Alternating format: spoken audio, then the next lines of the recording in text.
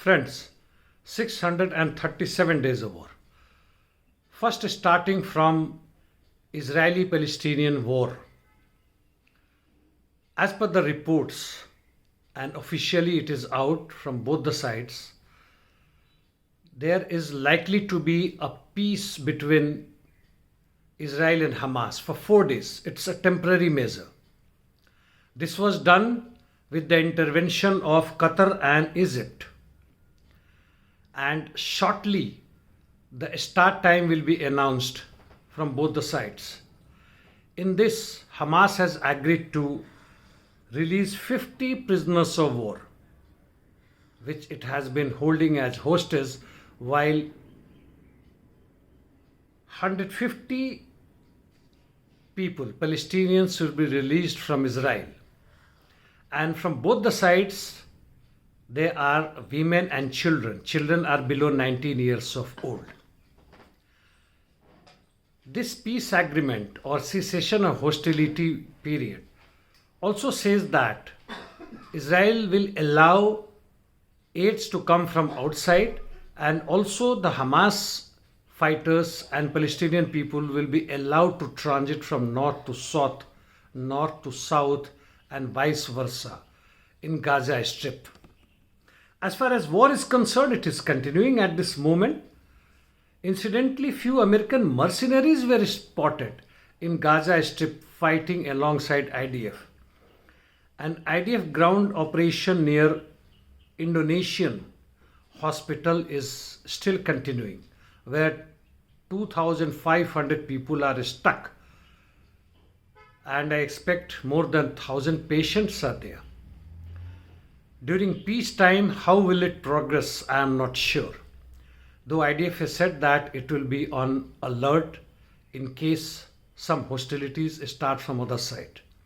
I am not aware what will be the role of Hezbollah and their fighters in the meantime. Now from the Ukrainian war.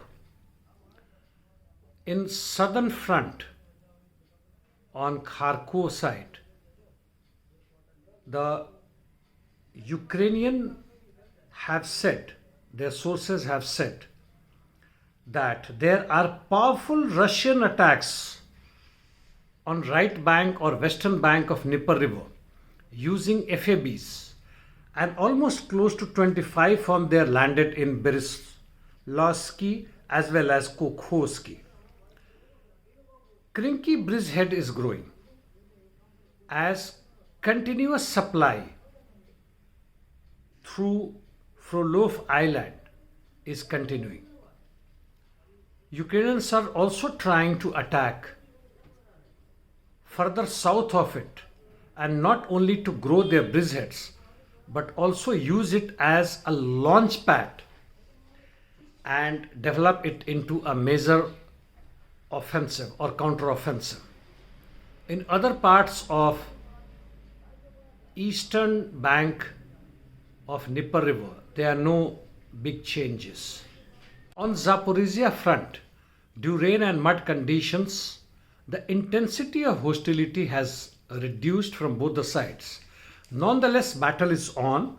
Ukrainians carried out attack towards east of Rabotino and near Verbov without any gains. Russians carried out attacks towards Novofyodorovka, but no gains again.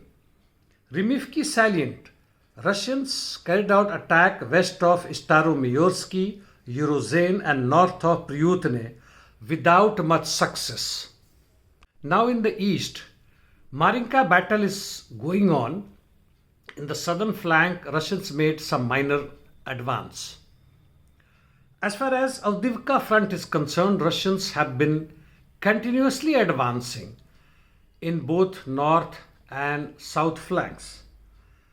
They have advanced towards Novokalinovo, Stepovo, also towards coke plant and Vasiliev, gained towards Chimik station.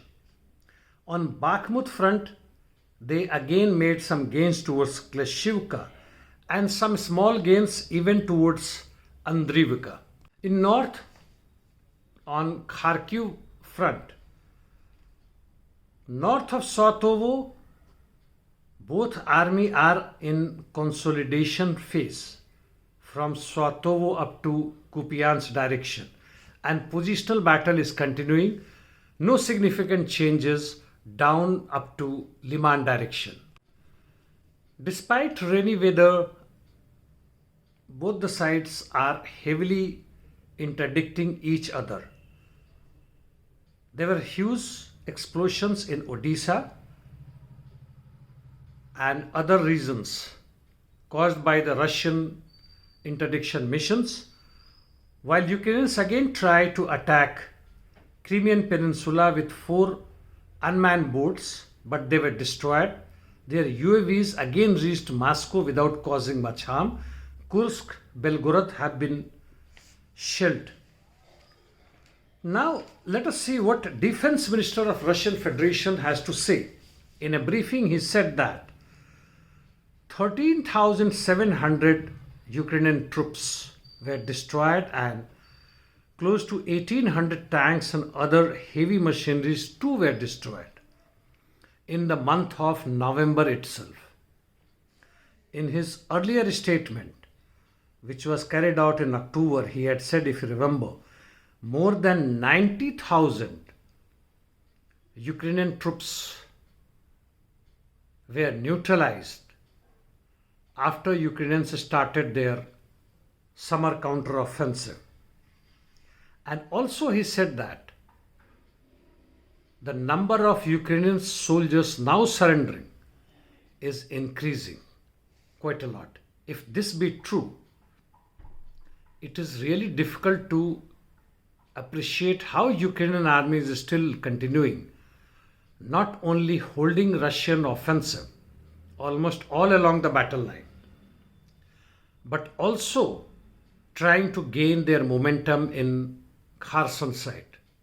And of course, all along the battle, their defensive tactics or strategy is offensive, be it a small scale, but they are continuing, which I have talked earlier also, so I will not go into it. Lastly, Moldovan President Maia Sandu, along with many other European ministers, have visited Kiev to participate in ceremony for 10th anniversary of Maidan. They want to glorify something which was openly a coup d'etat or yellow revolution during Obama regime, and which he himself has also agreed, where $3 trillion were invested. Yes, it was investment. But yet, these people will glorify the past, where it is actually a matter of shame and disgrace, not only for that particular country, but for the entire people, especially the working population of the globe.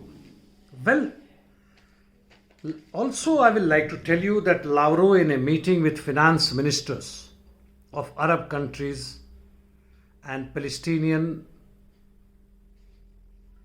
issue, said that Palestinian state as a sovereign one is the most needed